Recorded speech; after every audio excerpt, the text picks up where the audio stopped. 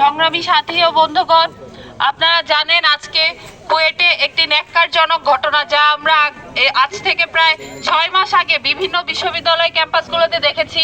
আজকেও ঠিক একই ঘটনার পুনরাবৃত্তি হয়েছে এবং একই কায়দায় আরেকটি গোষ্ঠী, অথবা আমরা যদি সরাসরি বলি স্পেসিফিক্যালি ছাত্র দল, আমাদের সাধারণ শিক্ষার্থী ভাই বোনদের উপরে কুয়েটে যে নারকীয় হামলা চালিয়েছে, সেই হামলার আমরা তীব্র নিন্দা জানাই এবং আমরা বর্তমান সরকারের কাছে এই হামলার বিচার দাবি করছি।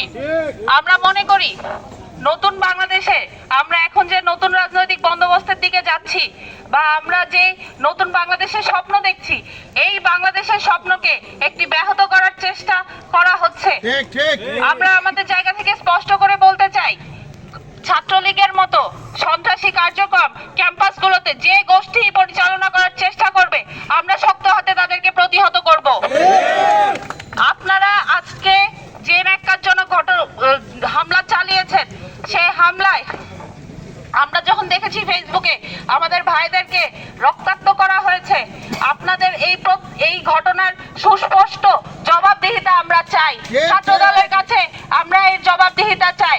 এই বলে আমি আমার বক্তব্য শেষ করছি। ধন্যবাদ।